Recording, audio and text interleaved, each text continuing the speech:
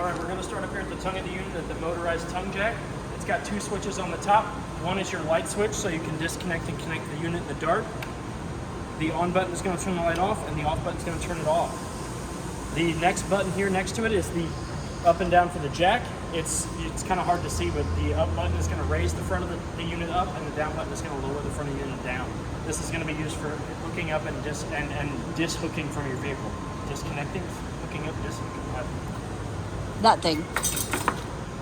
You've got your emergency brake cable here along with your two tow chains that are connected to the vehicle to create a much more secure connection between that and the vehicle. And you hook this to the same spot that you hook your tow chains to. And if for any reason this unit comes disconnected from your vehicle, this is going to tug the emergency brake and it's going to lock your brakes up so that way this thing doesn't go rolling down the highway or down a hilly road. Behind us here and underneath this guard here is your 220-pound propane tanks that are fed into the unit with an auto change regulator. It's got a black knob here so that whenever one gets empty, you can flip that black knob and open it up and it'll start drawing from this one. That way you can disconnect this tank and take it to the fill station while your unit's prepping off of that one. Behind the case, you've got your 12-volt battery underneath its case, and that case is going to protect it from the dirt, the road grime, the rain, all that other good stuff. All the leads are going to be up underneath this, so if you ever want to change this, these are always going to be where your leads go, so that way this gives it room to go up and into the box. You do have a hookup for some external solar if you wish to get one of those later on down the road. That's where you're going to hook that solar panel to. So we're going to come around to the side of the unit. You've got some important stickers here. This is going to be your manufacturing sticker. It's going to give you the VIN number. It's going to give you all the manufacturing specs of the unit. It's going to give you all of the weights, the gross weights, the tow weights, all of that good stuff. It's also going to tell you the PSI of the tires and what they should be at here on the side, along with on the tires. We open up the side compartment door here.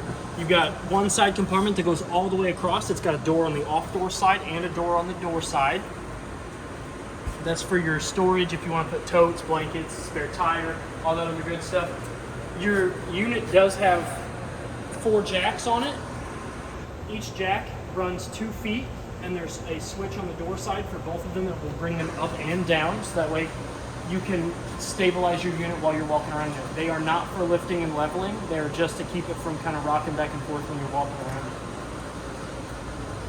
it. Up underneath the radius metal here, your tires, they have been torqued to 100 foot-pounds, and the PSI has been checked, and they are at 65 PSI, which is what they should be as per the side of the tire. They're 65 PSI cold, which means the tires haven't rotated. This little compartment here is going to be where your short cord kind of winds into. Once you unplug it, I'll feed this back in, and then the plug will sit nice and neat in this receptacle here, and then when you're ready to plug it in, you can kind of unwind it and pull it out like a clown in his handkerchiefs. If you want to close the door when the cord is out, there's a little slide door here that you can push down into the handle or the lid itself, and then you can cover up your power cord, so that way if it is raining, you don't have any a large quantity of water going into this compartment here. If you see these 2 labels here, these are your black tank and your gray tank and your black tank valves. That's showing you where they're at in comparison to the unit. You've got your gray tank one here that faces out, and then you've got your black tank one here that faces back. You always want to pull, this is what you're going to hook your sewer connection hose up to the proper dump station, and then you're going to pull this black one, which is going to drain your toilet. That's your black tank. It's all your body waste. It's all your bio waste, all of that good stuff. The gray tank is going to be your kitchen sink, your shower, and your bathroom sink. So the order of operation is you hook your hose up to this, you hook your hose into the proper dump station, you pull the black. After most of the black drains out, then you can pull your gray, and then most of your gray will help clean out this from all the body waste and bio waste and stuff that comes out of your black tank. This little door here is going to be where your outside sprayer hose goes. You've got hot and cold. Your sprayer, the nozzle's in the door side compartment, but you'll push this back, you'll kind of expose that little clip. You'll put the male end of the outside sprayer hose in there, and then this should pop back flush. And then if your water pump is on or you're connected to city water, that hose will immediately pressurize and you'll be able to draw water out of it. This will also act as your outside shower. The outside sprayer and the outside shower on this unit are kind of the same. This is going to be your outside cable port if the park or campground that you're going to be parking this thing at is providing you with those services. You're going to connect your coaxial cord from this outlet to their outlet, and that's going to provide you with the cable and satellite from the park to the inside of your unit. We'll come around to the back. You have your license plate bracket here on the left-hand side.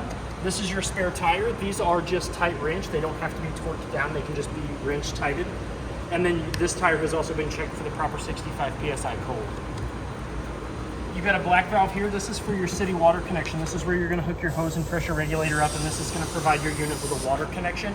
If the Parker campground that you're staying at is providing you with water, you can hook that up here, and that won't draw from your fresh tank, or you won't have to turn your water pump on. As soon as you turn the water source on from your site, this will feed water to all the lines and the fixtures in the unit. When it's not in use, you want to make sure that this cap is back on it, so that way nothing kind of gets up in there and damages the inside of that. This black valve here is where your fresh water connection's at. You're going to take that same hose and that same regulator, and you're going to lay it in here, and you're going to turn your water source on. You never want to walk away from this while you're filling it. If you do, you want to make it brief so that we can go check the level of on the control panel, and you can come back. It does have a breather valve there, so if any back pressure gets built up in that pipe, the air will escape there, and you won't have it belching water on you for a while. And then you want to screw that back on, because this is just an open pipe straight into your fresh tank, so you want to make sure that that cap stays on it when you're not using it, to keep anything from getting into your fresh tank, because that's going to be where your drinking water, your bathing water, and all the water that's going to go inside the unit goes to. So I left it running so you could see where it's at, because it's kind of up in there. But that water, that trail of water that's coming out of your fresh tank drain. I left it open so you could see how your fresh tank drains. It does take a while if your fresh tank is full, but if you get up and you're wanting to leave that day, you get up first thing in the morning, and then you can use that to drain your tank, and it should be done by the time you're ready to go. There's a valve that's on that, and if the valve is parallel with the tube itself, then it's going to be open, and once you turn it perpendicular with the hose, it's going to be shut off. This is one of the two buttons that it's going to retract and extend your stabilizer jacks. Up, if you press up, both of those feet are going to come down and lay flush against the ground, and then retract is going to bring both of those feet up. Again, you don't want to use this to lift and level your unit. You just want to use this to stabilize your unit, to make sure that it doesn't rock around while you're walking around on the inside of it. You have your furnace valve here, or your furnace vent here. Air is going to go in there, hot air is going to come out of here. A good recommendation that I always try to tell people is the mud dauber screen, because for some reason the smell of propane, the smell of your furnace running causes mud daubers to go in there and build homes, and it's a pain in your butt, it's going to be a pain in our butt to fish them out. It's a $20 part, or like $140 some odd dollars an hour for us to fish those out. So it's a really good recommendation to get. And this air does get hot enough to curl the hair on your arms. So if you've got pets or young ones that are going to be running around and playing while you've got your furnace going, just make sure that they steer clear of this and don't get too close, because this does get hot enough to leave red marks on your arms. And I'd hate for a little one or a pet to have to go to the hospital because they touch this and it burns their arms. This is your hot water heater compartment. It does have a mud dauber screen across it. So if we take this panel off, which it can come off with these two holes here, and they just set on those two pegs, that's how you close it. Your hot water heater is a gas hot water heater. If for whatever reason it doesn't light, when you go to light it, you can come out here, you've got a reset button. Above that, you've got your pressure release valve. The most important part about your hot water heater is you never want to try to light it when it's empty. A good way to test to see if there's water in the tank is when you go to, before you light it, come out here and put some slight pressure on this release valve. And if water starts to come out, which there isn't any water in here because I drained it all out, but if water starts to come out there, then you know that your tank is full. And I mean, it will flow. And it's okay that water builds up in here. That's fine. But you want to make sure that there's water in here before you light it, because if you light it empty, all that hot air just does is expand, and it can rupture your tank, and it can cause damage to the inside of your hot water heater. This here is 1 1/16 socket. That's your anode rod. That's going to be it's a rod that goes into your tank, and it eats up all the impurities in the water before those have any detrimental effect on the inside of your tank. Again, if your hot water heater doesn't light after the first or second or third attempt, you can come out here and you can press this reset button here, and that will reset the circuit and the pilot light, so that way you can attempt to try to light it again safely.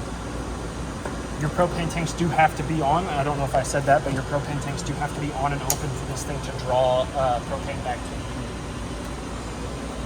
You do have an outside GFCI protected 110 outlet. If you want to plug in any outside entertainment, any outside electronics, you can plug them in there. That is connected to the GFCI circuit, so that way if that gets tripped, you can go in there and you can reset that circuit, and those should get back on. Over up here in the front of the unit, you do have your other side compartment door, like I said, that goes all the way across. And this is going to be your sprayer hose that you're going to connect, that male end right there. I left it in the bag for you. That male end right there is what's going to slide into that little socket, and then you're going to make sure that that's flush, and you'll have a nice secure connection. You can kind of give it a little tug, and just to make sure it doesn't come out, because if that thing comes out while you've got water on it, it will spray water all over the place. Then you've got your other switch here that's going to control the front stabilizer jacks. Again, up is going to bring them down, down is going to bring them up. But again, you don't want to use this to lift your unit up and off the ground. These are just to secure a platform so that way this thing doesn't rock around while you're walking around. So your stairs can go in for travel by lifting up on the bottom one, tucking it into between the top and the middle, and then you can grab a hold of the middle step and you can fold it up into the unit. Now your stairs are ready for travel. To bring them back out, there's a sticker here that says pull here to open. You just tuck that down and you fold that bottom step back out and down, and that's going to provide you with your sturdy stairs so that we can get in and out of your unit. So if we open the door, we can come inside the unit. The first thing you're going to notice is that on the inside of the door frame, you do have your fire extinguisher. That is there in case of an emergency inside or outside of the unit. They're always going to be on the inside threshold of your door or on the bottom of the floor there by the door. Up above us is the second out of the three main safety features inside of a unit is your smoke detector.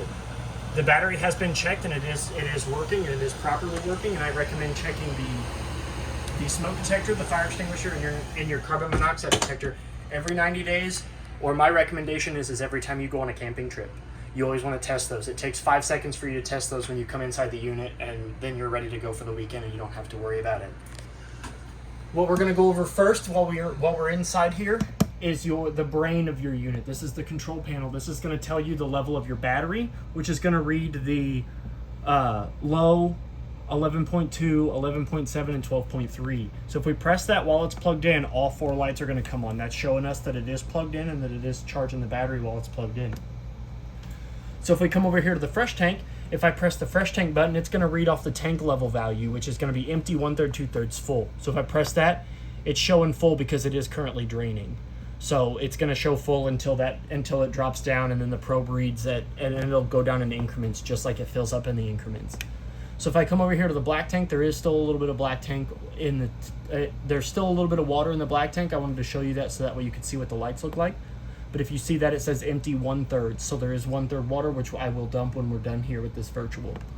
And then we've got the gray, which is your only other gray tank, which if I click that, it's also got 1/3 in it. I wanted to show you what the lights look like. So it is empty 1/3. And then if we go to gray tank 2, it's going to read that, but this is no longer plugged up to anything. This doesn't have any sort of probes. The probes are just reading off of the gray tank 1. You won't use your gray 2 button at all. Below that, you've got your hot water heater gas. So if your propane tanks are open and your tank is full of water, you're ready to light your tank, you're going to hit this button here. You've got a little DSI fault light button here that's going to come on for about a minute. When that DSI fault light goes off, you're going to hear a clicking come out of your hot water heater compartment. That's your pilot light attempting to ignite the flame underneath the unit.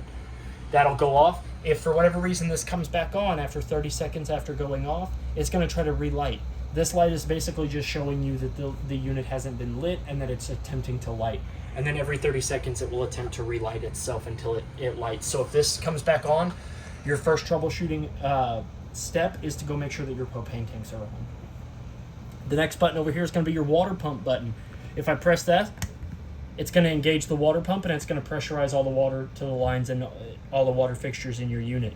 If for whatever reason it continues to thump and bump, you want to make sure that there's no air in your line, and you can do that by just kind of opening up all of your water fixtures in your unit and your outside spray port to kind of feed out all that air, and then that thumping and bumping should subside.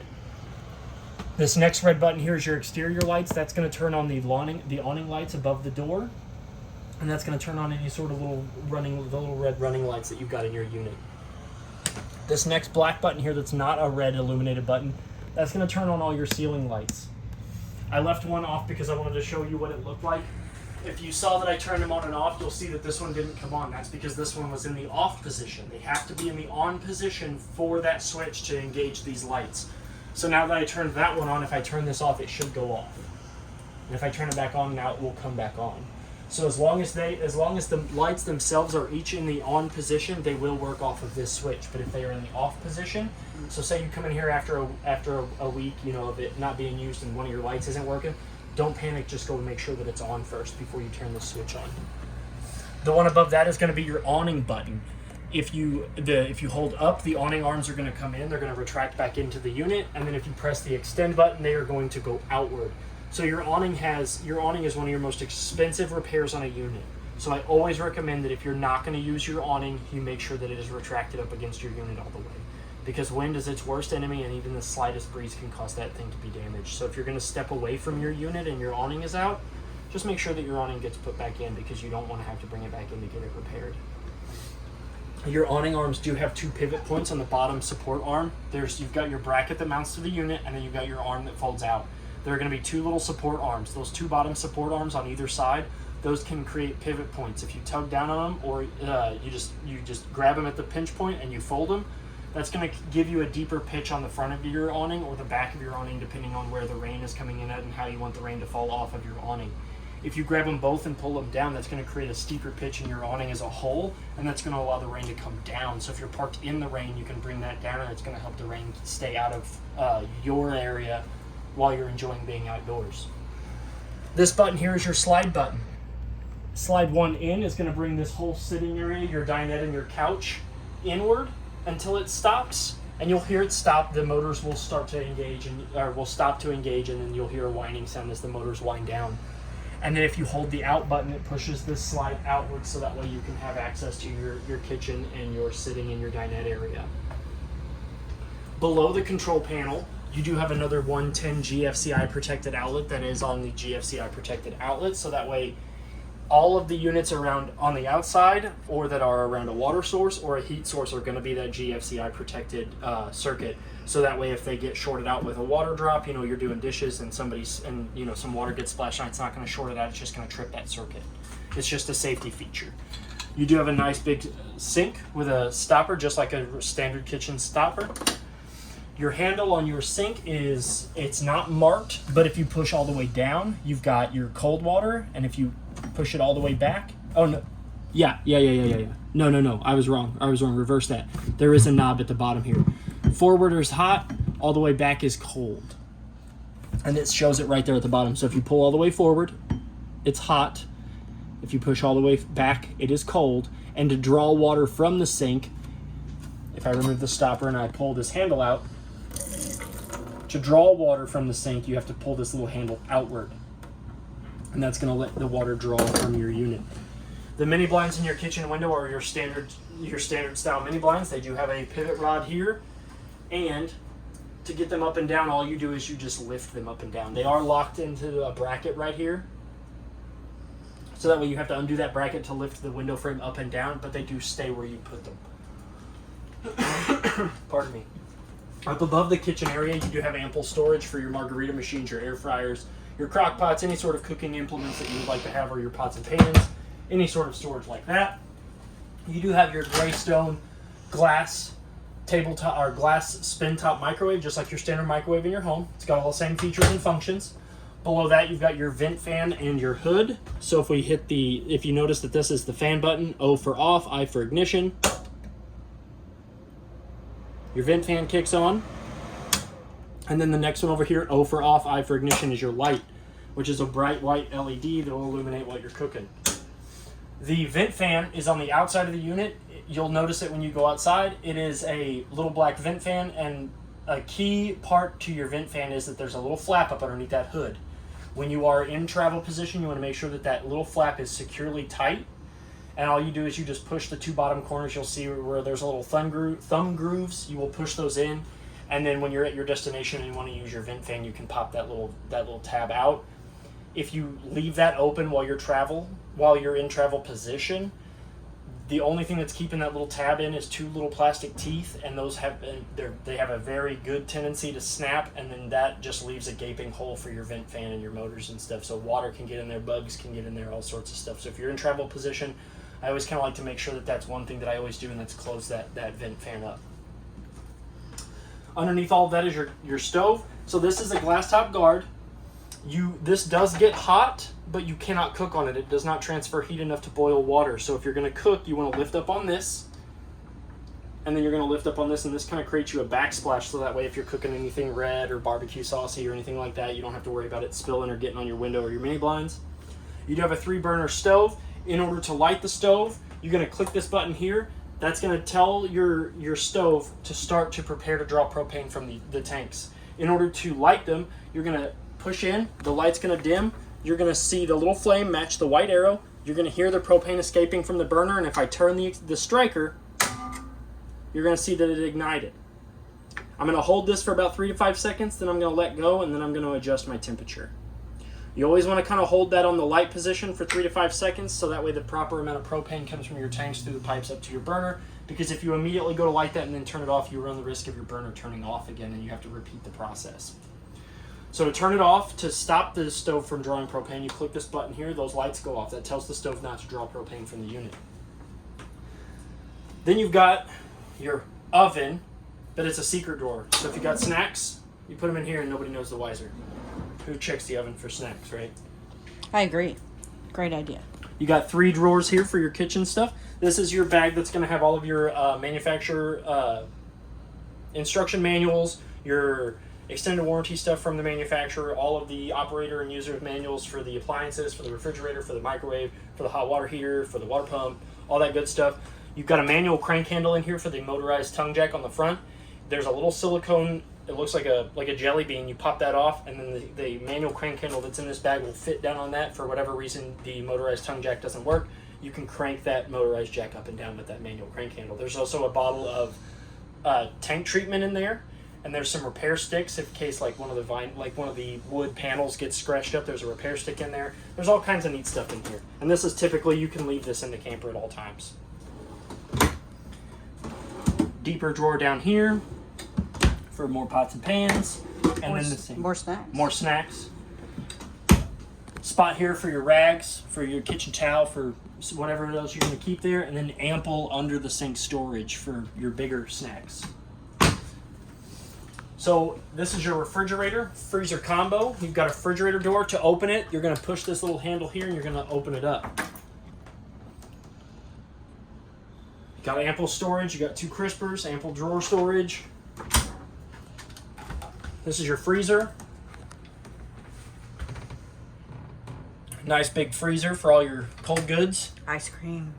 Up above is your control panel for the refrigerator. This is your power button. When that little blue LED is on, then that means the refrigerator is powered on.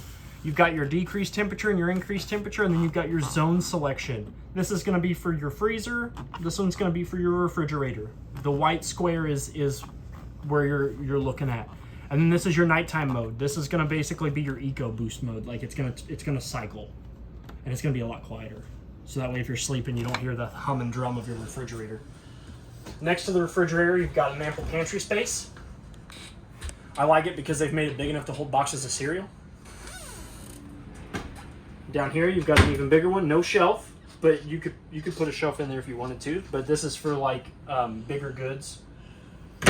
Below that, so we're going to go down here now. This is your furnace vent. This is where going to be a majority of your hot air comes out of when you turn your furnace on. Your furnace is going to come out of here. This is also basically an exhaust fan for your furnace. So behind this panel here, this is your circuit breaker and your fuse panel. All of your circuits are labeled. The GFCI is going to be this one here. This one I've got my fingers on, this little 15 amp circuit. That's going to be your GFCI and your general purpose. So for whatever reason your GFCI circuits don't work, come in here and make sure that this isn't tripped. And then you've got your fuse panel here, and the neat thing I like about these fuse panels is there's an LED light that will illuminate next to, see, if you saw it, I see that? Yep, I poked it and it turned on.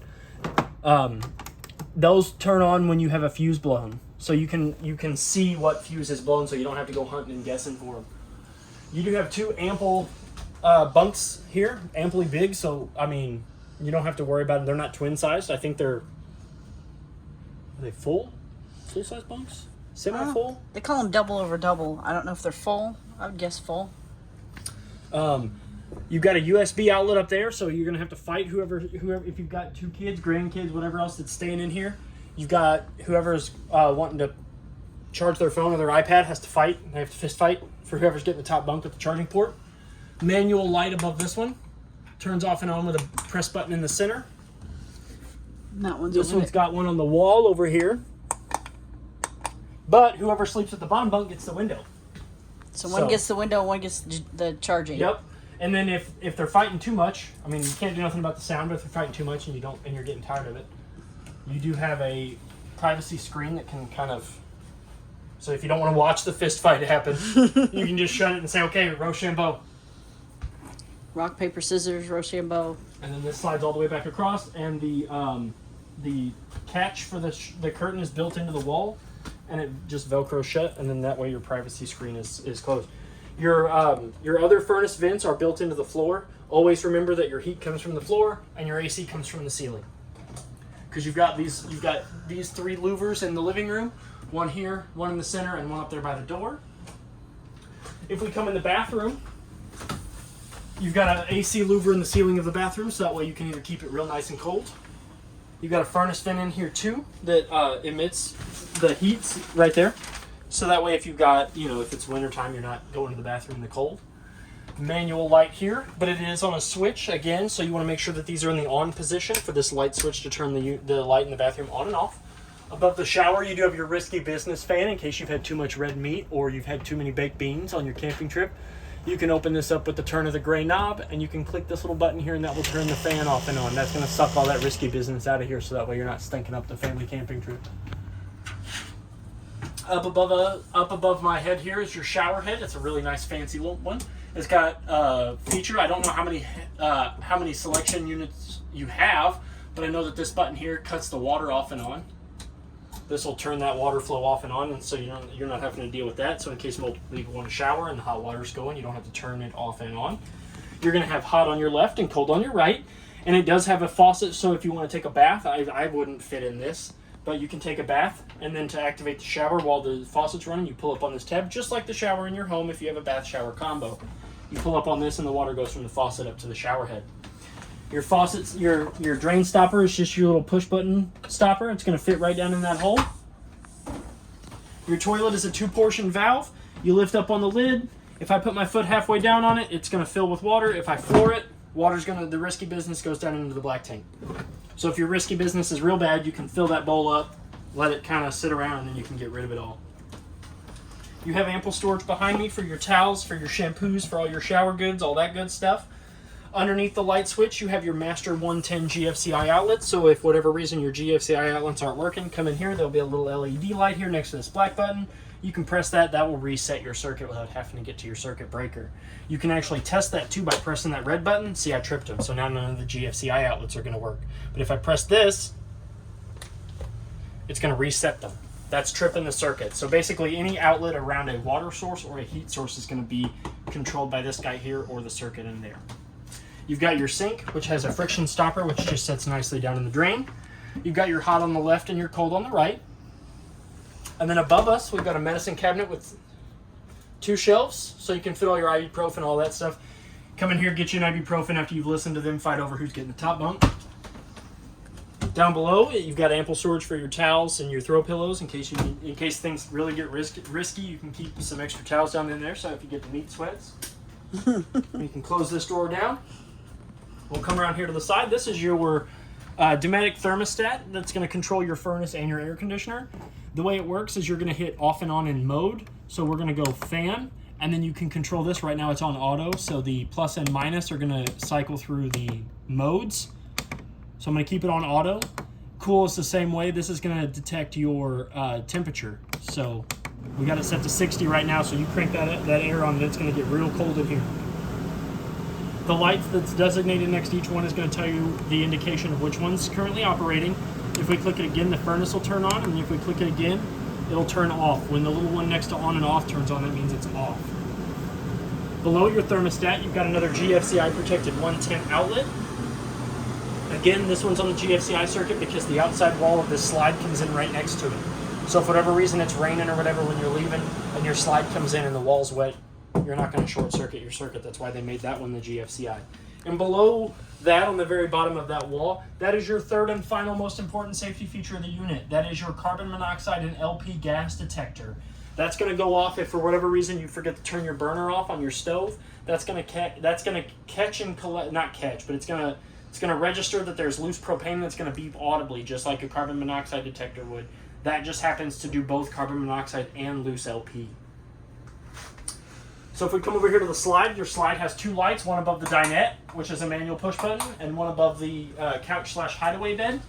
That is also a manual push button light. You just push that little button in the center, it'll turn off and on. The shades on the windows are friction shades. They're gonna stay where you put them. It's a fire escape window. Any window that has a red tag or a red handle is your fire escape windows. So you're gonna open this up, and then the whole window, you can push the whole window out if in case if you need to get out and you can't get to your fire extinguisher. This can turn into a separate sleeping area. There is storage underneath each one of these booth seats. There's a little hole in that particle board. You can lift that up, and there's storage underneath there. Then you can also take this off, remove those two legs. This table will lay flat on these. And then you can take these two cushions, scoot them on top of this, and these two cushions, and lay them flat, and you can have a bed area. This unit, I think it said it sleeps 10. So you've got 1, 2, 3, 4. If they're not done fighting over who gets the top bunk. 1, 2, 3, 4, 5, 6, 7, 8, and then 9, 10 in there. This is your seating area couch. You've got each side. Also, it reclines. Don't have anything there. With authority. It's gonna go straight out of the door. It reclines with authority. The other side has the same little switch. You pull that little switch and the recliner chair flips out. But if you want to get it into sleeping position, you grab a hold of this little lanyard here, give it a tug, and it lays flat. Now you can sleep 2 more people. Or if you're like me, that's room for me. To get it back up into the bed, you just grab the bottom of the cushion, lift it up and down at the same time, and that will push it into its little slide, and you'll be able to get it back into couch position. The shades above the window on this side are also friction shades. You can push them where you want them, leave them. It's also a fire escape window. Again, anything with a red handle is going to be your fire escape window. That's how it indicates that. Grab this, push it out. This whole screen will just push out, and you can get out in a jiffy. We're going to come up here to the front entertainment unit of the camper. We're going to start up here on the top of the wall here. You've got a 110 outlet for your television. As you can see, there is a pre-installed TV mount, so you can mount this to any and almost all basic flat screen TVs. It's got a mounting bracket for any of them, any of the brands. This is a universal. That 110 outlet next to that is your antenna booster outlet. So what this does is see if it's got the little light on. This is your antenna button. You're gonna turn that off and on. When it's in the on position, you can draw antenna channels from the antenna on the ceiling. If it's off, you're not gonna draw those antenna channels. So in this one here is for your Wi-Fi, but there's no Wi-Fi installed on the unit. It is prepped for Wi-Fi though, so if you do want to get Wi-Fi, you can hit this button here and that'll boost that Wi-Fi signal when it's plugged in. If you're trying to draw satellite and cable into the unit from your park or campground that you're staying at, you'll leave your coaxial cord connected to this, and you will just turn this antenna booster off. When it's off, when the antenna is off, you can get cable and satellite. When the antenna is on, you will only be able to get antenna. Again, you've got your TV mount that's got a level built into it, so it's already pre-leveled. It's already ready to go. All you got to do is just install your television. This remote here is going to be for your secondary source of heat, which is your fireplace. If I hit this red button here, which is the power button, I might be too close. Yep. So if I hit that red button there, that's going to turn your fireplace on. This next button here is going to change the temperature settings from Celsius to Fahrenheit in case you prefer the Celsius temperatures over Fahrenheit. This button here, this flame icon, changes the lights in the unit so you can have them bright and it cycles through the dim. This right here is your timer button. That's going to adjust the timer in which this thing cycles off and on. It goes from 30 minutes to an hour all the way up to 5 hours. So it's 30 minutes, 1, 2, 3, 4, 5 hours. And then you've got your manual adjustment here for the temperatures, so you can adjust the temperature of the heat that comes out of that. When you turn it off, you're going to press the red button again. The blower and the heat are still going to come out for a second. The heat's going to be the first thing to shut off, and then the blower is going to shut off shortly after that. It takes about 30 seconds for that blower to completely shut off. because it's got to go down into a cool down cycle. So when you turn it off and you still feel the heat coming out for a second, or the blower still going, don't worry, it's just going down into a cool down cycle so it can turn off. Next to us is our stereo. The power button here is it's going to be this white rubber button. If I press that, your sound system is going to turn alive. And the source button is also the same button. So to change the source, instead of long pressing it, you just press it, and it's going to go to Bluetooth pairing, radio. The speaker that you have is directly above us, built into the ceiling, and directly in front of the refrigerator on the ceiling. Those are your two built-in stereo speakers. You also have two speakers on the outside that will play the speakers on the outside. You have your setting buttons here. And this thing, if you're connected to Bluetooth, you can answer your phone by hitting the top button, and you can hang up on whoever you're talking to on the bottom button. Well, that's a fun button. You can also hit mute, and that will mute the system but not turn it off. You've got a USB outlet here, so you can charge your phone. If you've got a Bluetooth pairing and your phone's about to die, you can plug it in and leave it sit here. And then you can click this, and that will change this will allow you to change your settings. You've got your search and find buttons. Unfortunately, it looks like the sound on the inside and outside play at the same time. So if you're going to be listening to music in here, it's also going to be playing on the outside. So just be wary of that late at night if you're going to like do your dishes or clean your house. If you're like me and you do that to music, and it's like midnight when you're cleaning your house, because I've got kids, it's going to be playing outside too. So try not to crank it up all the way. And then to turn it off, you just hold the source power button. The faceplate will delight, and then everything will turn off. We come in here to the master bedroom. You've got one door and two doors, so you can get into it either side. So the person sleeping on that side can get in on that side, and the person sleeping on this side can get in on this side. You've got two manual lights, one above each side of the bed. They are those push-button lights. They are tall. They are tall. Your doors that slide in and out are on these I don't know what are these vinyl cords and nylon cords? Mm-hmm. With little twisty things. Little twist locks, and then those doors will slide and they will catch onto the little tab that's on the other side of the wall there, so you can lock these closed. They're not a magnet; they're just going to stick to that thing on the wall. This piece of wood here came pre-installed. What this is it keeps the doors from butting up against each other, and that way it keeps them flush against the wall. So you can remove that, but just remember that if you remove that piece of wood, these doors have the ability to go back and forth instead of stopping where they need to stop. You do have an AC louver vent above the bed, and then on either side of the master bed, you do have drawers that open up that lead into a place to hang your clothes and a small compartment shelf at the top. And on either side of the nightstand here, on either side of the bed, you do have a 110 outlet. So if you want to plug in your phone charger, a CPAP machine, an alarm clock, anything else that you need to sleep with. I like white noise machines. I've got one of those, and I keep it plugged in all the time. The window on the off-door side of the unit is your fire escape window. You're going to lift up on that red tab out of its saddle. You're going to swing it out. That's going to push through the tab, and if for whatever reason you need to get out of that, you jam that thing all the way through, and then that window will come in. And then you pull that little tab there. Yep, that little tab pulls your screen out, and that there allows that window to fly fully open. It also has a pull-down friction shade, so that you pull that down and it'll stay where you put it. And then this window over here doesn't open, and it also has a pull-down friction shade, so it'll stay where you put it. Up above on the ceiling over there, above the window on that side, you have your 110 outlet and your coaxial port for your TV for the master bedroom. What that port does is that acts just like the one on the living room entertainment center, except there's no antenna booster button. So if you want to watch in TV antenna in here, you have to make sure that button's on. If you're trying to get cable and satellite, you make sure the button is off, and then that coaxial outlet will provide you with the same TV resources that the one in the living room does, just without the button. The mount, that will also fit most standard flat screen LED or LCD TVs. The screw holes at the top will pretty much, those two independent arms can slide in and out, and they can pivot, and they will fit most flat screen TVs. The two magnets on either, the magnet strap that's in the middle there that actually separates, and you can tug those, and that will allow those two arms to swing and pivot. So that way you can kind of fit any sort of TV. I wouldn't recommend anything bigger than a 32-inch though, because if not, you're going to run the risk of that door closing in on it or it reaching the ceiling and not having enough room.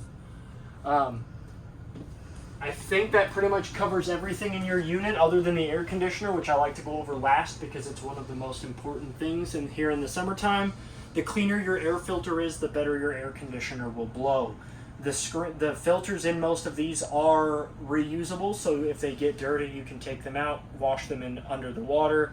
You can actually do this on campsite too. Go out to your outside sprayer, pull your filter out, spray it down, let it air dry, put it back up there. The cleaner that filter, the better your air conditioner is going to blow.